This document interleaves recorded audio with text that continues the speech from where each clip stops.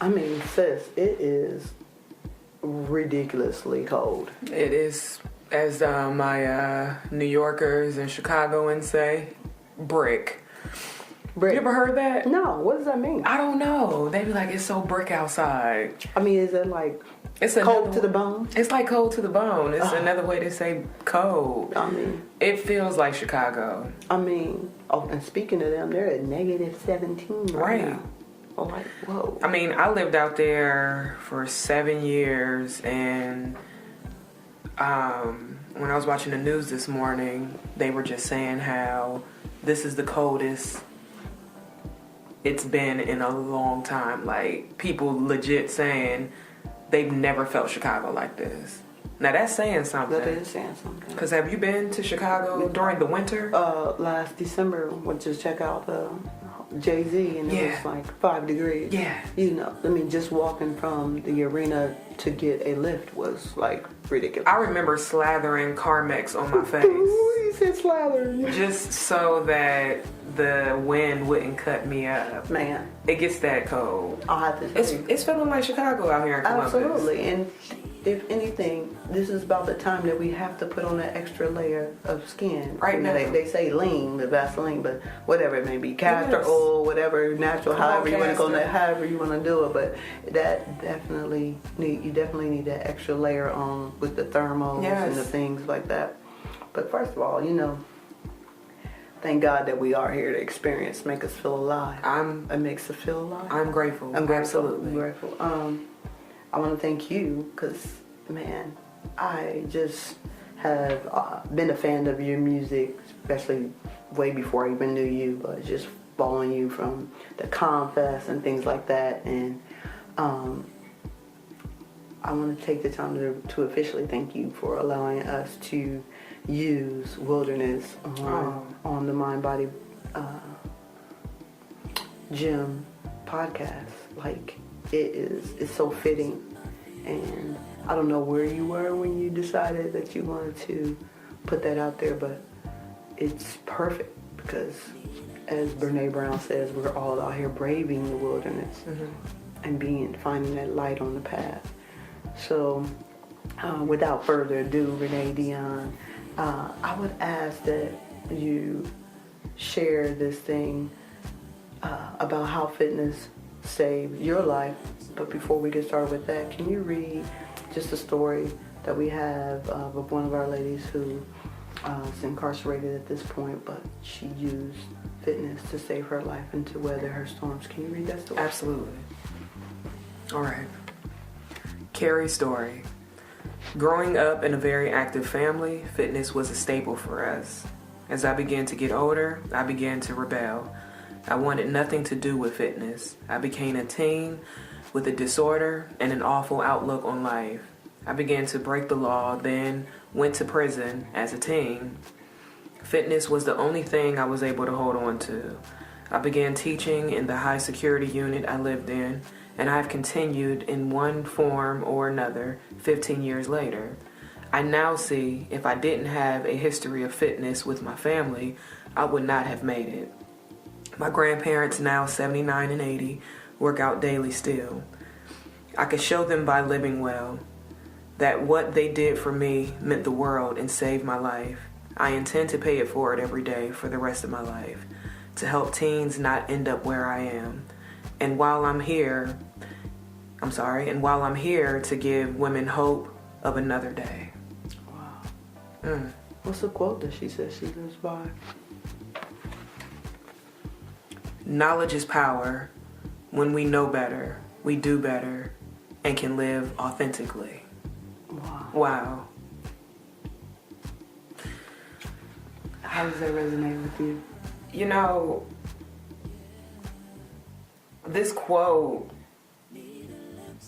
it's like, I'm not going to say that it makes me feel kind of sad, but it resonates with me in a way that on my fitness journey, I've known better. You know? I've had the knowledge. And I still chose not to do better, even though I had the knowledge and I knew. It's like food is an addiction. Yeah. It truly is. And I think I've growing up, my parents, family gatherings, friends, everything centered around food. Everything. We celebrate with food. We do with food. We grieve with food. With food. Everything. Yeah. So it's like it became abusive. Okay. So, and then I'm gonna get back to how this actually resonates with me. But along my fitness journey, I had, lost the weight, lost the mental weight, and then I met Eric. Okay. And when you get in love, there's Oh my God. There's happy weight. There's nesting. There's nesting. You know what I mean? Yeah. Mm-hmm. It starts to happen. Right. I wrote this song called Food Addiction. And it's out on a mixtape. Okay. And it's out now? It's out now. Okay. So I'm going to have to let you hear Absolutely. that. But the lyrics just say, I'm falling back into habits I used to. I'm letting myself go. Oh no. Oh. Wow. And as I'm nesting with Eric, I'm nesting burgers and stuff and fries and things that I knew I shouldn't be doing, but I found myself falling back into that pattern of just not caring. Okay. And it's just Not when you say not caring about what? what I put in my body. Powerful. And people think that,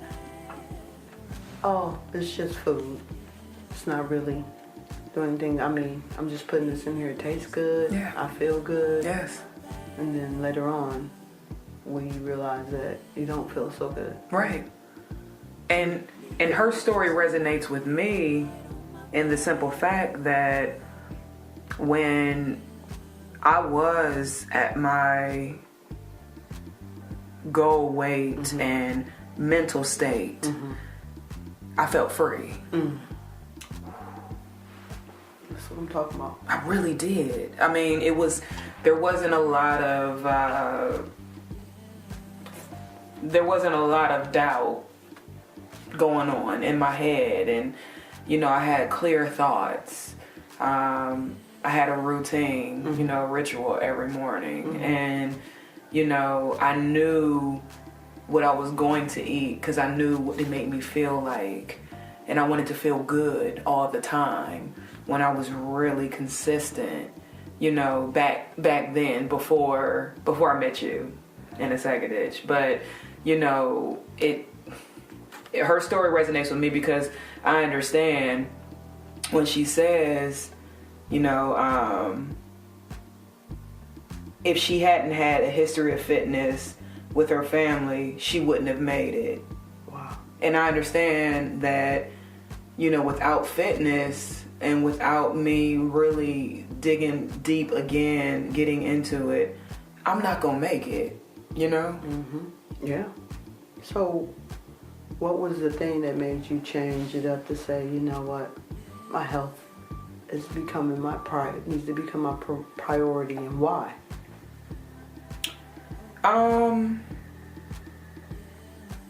It was vain at first, Yeah. I think just society. Do you think that that's why it didn't last, because it was vain and it wasn't resonated inside? Yes. It didn't resonate on the inside.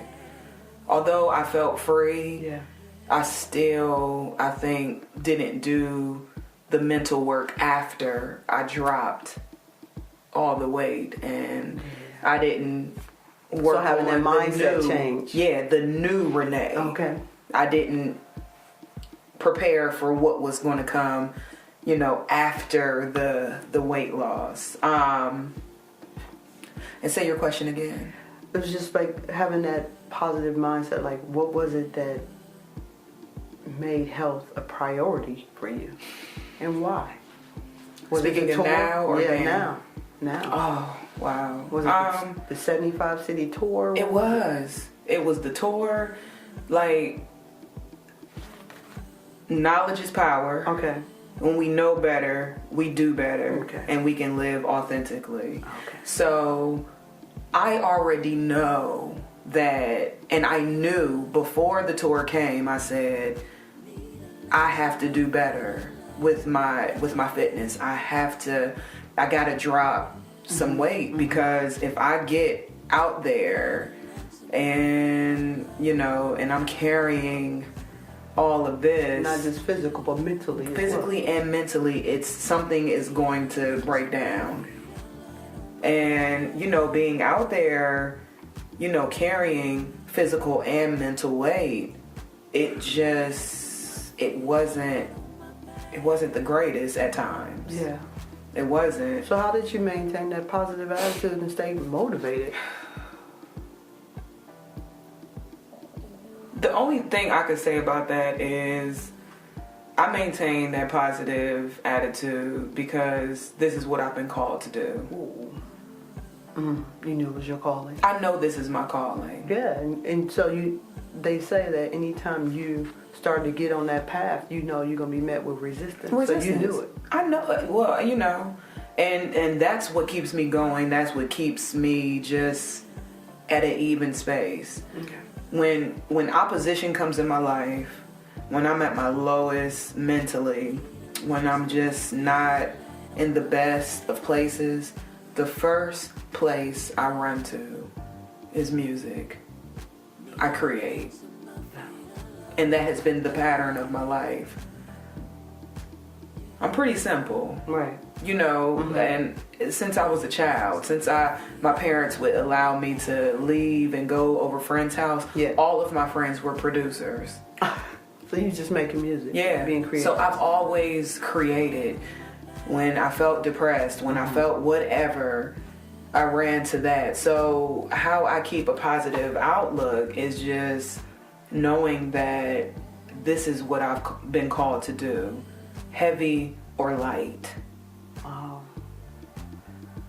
I mean, so creativity, making music, being community oriented is key for you, right? Mm-hmm. Yes. And how would you consider that your self-care contributes to your community? You know,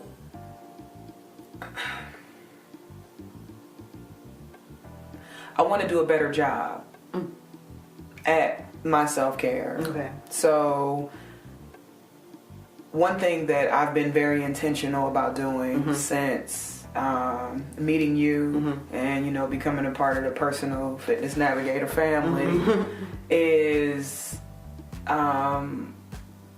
making sure that my social media family knows where I'm at. Yeah. Being real. Like showing them I'm at the gym, you know, I'm with Rocky, I'm doing this. So I am taking them along for the journey. Wow. And that's hard because it ain't pretty. Not, you know. I mean, it is what it is. But it is what it is. And so many people photoshopping and waiting and just holding the shake saying they've been to the gym. But you know, you showing that you actually are traveling the road. I'm traveling the road. Putting in the work. Yes. Okay. So just being very intentional about sharing my journey and talking to people exactly where they are as well. And letting people know, like, just because you're not where you want to be does not mean that you have to wait to get out here and do what you were called to do. Yeah. Well, they say the beauty is in the struggle. Yeah. And also, we need to enjoy and trust the process. Right? Right? Because everybody want to see what the finished product look like. Everybody wants to see that. But like legit showing the journey and the process, I think that's key. Yeah. Especially for me. I mean, I don't have a lot of shows booked for 2019 just yet. Yeah. But this is the show for me. Absolutely. This is the presentation. I'm letting people actually see this other side of me that, you know, has kind of been a struggle.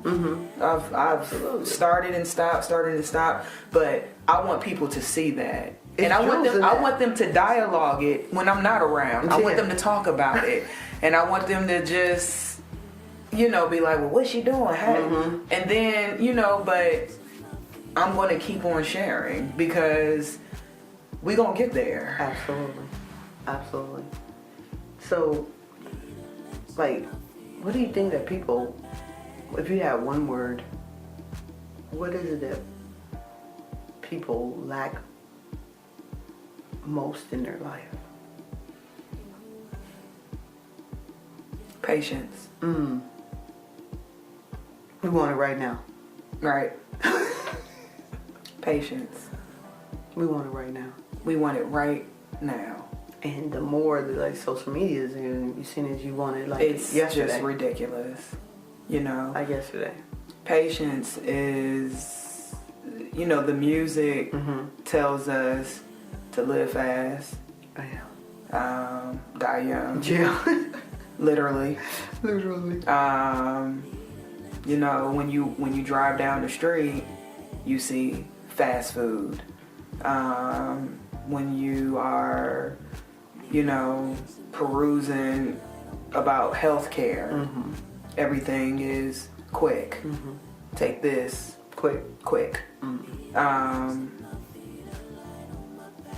Even people, we've even replaced crock pots with the minute fryer. The air fryer. The Instapot. It's not about crock pot no more. It's Instapot. It's Instapot. Yeah. Because we don't want to wait. So we lack patience, and that is true. Because I did see something on Instagram saying you can't get the fruit as soon as you plant the seed. And that's been a struggle for me. We did talk about that. We did. And you know, it's like going on tour. I had a lot of expectations.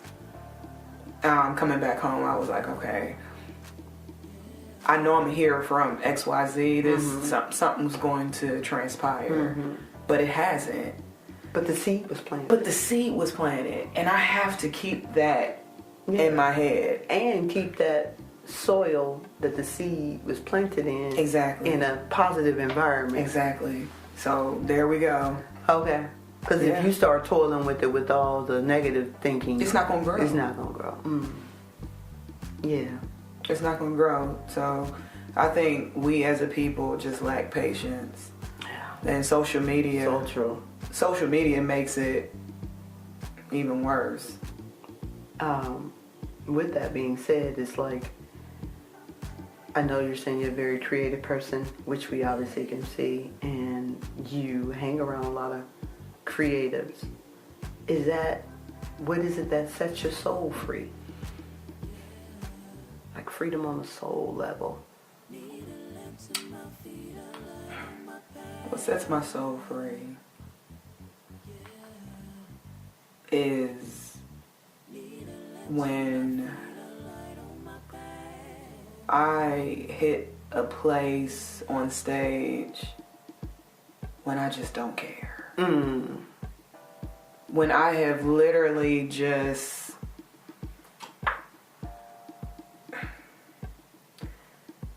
you know, you feel inhibited in certain things. Okay. You know, when you first walk up on stage, you might just be thinking like, oof, okay.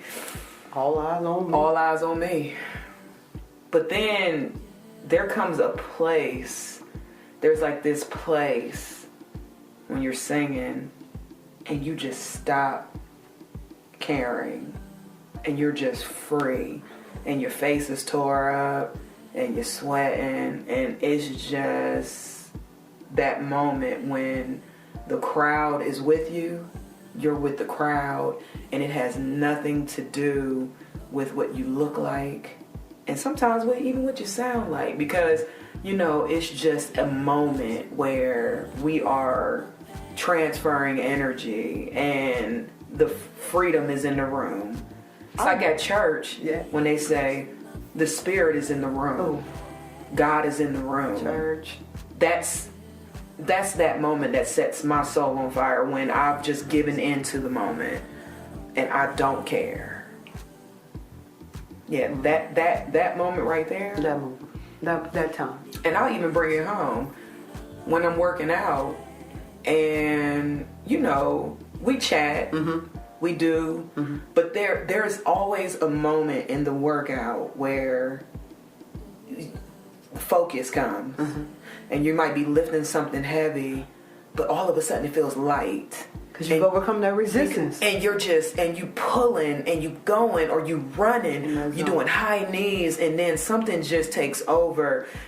And it's like that Sasha Fierce. It's like that ferocious, something happens, and then you just hit like your stride. Okay. Those moments set my soul on fire. Like when I'm just at my most when I'm overcoming something, and I've just let freedom enter my body. That's dope. Yep.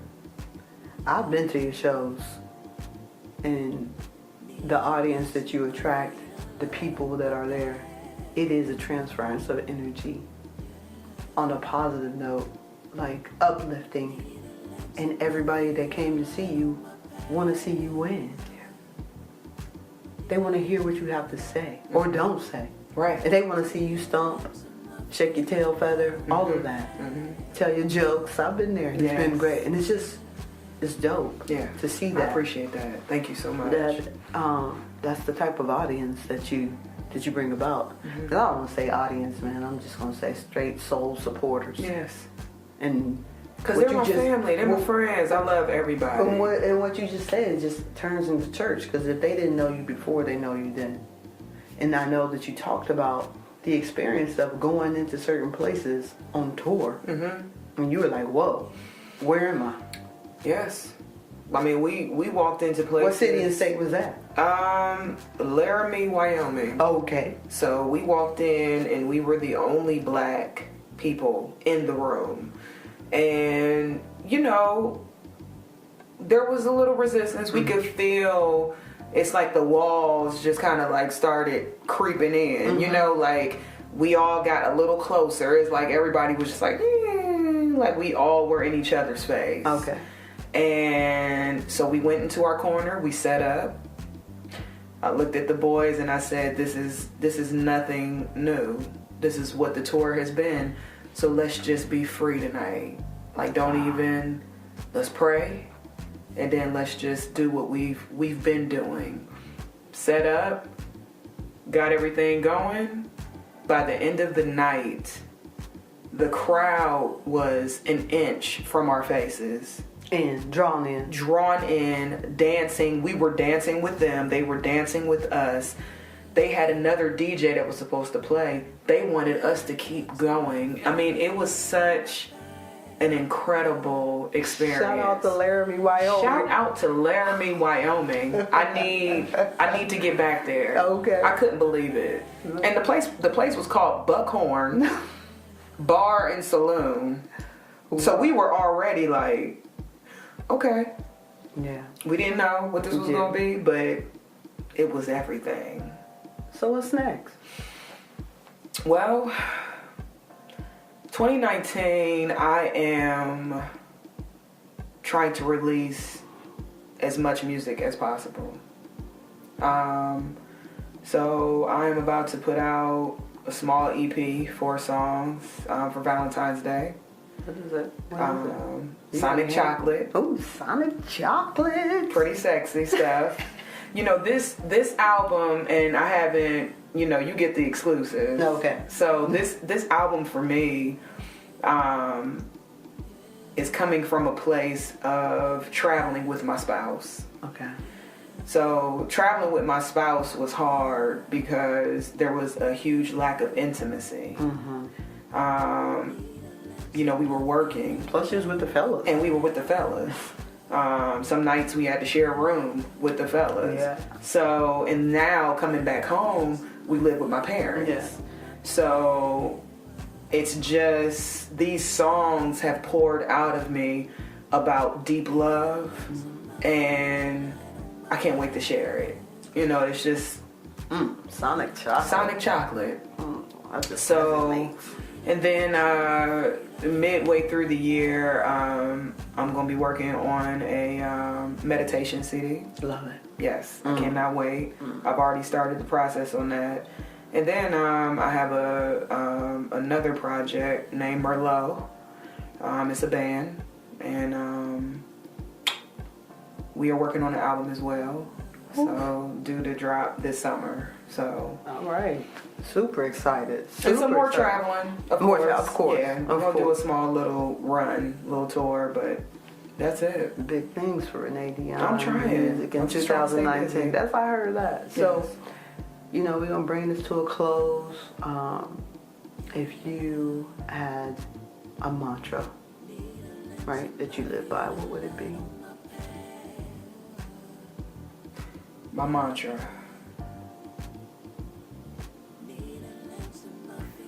Never stop. Never stop. Y'all heard it. Never stop. Never stop. Never stop. Right there. And how can our listeners find you? Excuse me. I am on Instagram, Facebook, and Twitter as Renee Dion Music. Website, reneedion.com. And yes. Again, I can't thank you enough for sharing your music and allowing us to have it on our podcast, Mind, Body, Gym. You know, it's, again, get the mind right, the body follow, you turn into that GEM. That means serving your purpose and doing what you're called to do. And that's right. We see that you're doing that. So, again, we appreciate your time. Yes. Love you, sis. Love you too. Good. Always so grateful. As we conclude this podcast, I leave you with a quote from my guru. A realized person becomes a worthy instrument of the divine, always serving creation in a loving way. Indeed, this is the real business of life. Every person should use his or her time, talent, skill, and breath as a good instrument in self-improvement. Thereby, we become successful. Podcast. This podcast was designed with the mission to fund women's freedom via fitness. Special shout out to our strong supporters, especially the Love You Give Project. Check out their merch. It helps us support our podcast and our feature organization, Fit to Navigate. If you're interested in hearing more about our mission, follow us on IG at Fit to Navigate. Thank you for the fam that we have that has supported us. Eric Jefferson for the artwork. His wife, my sister songstress, Renee Dion, and her tunes, Wilderness, and Natalie McCrae Cross, the photographer, for our album cover. We really appreciate all the support and all the strength that we get from you. Remember, until next time, forward is always the pace.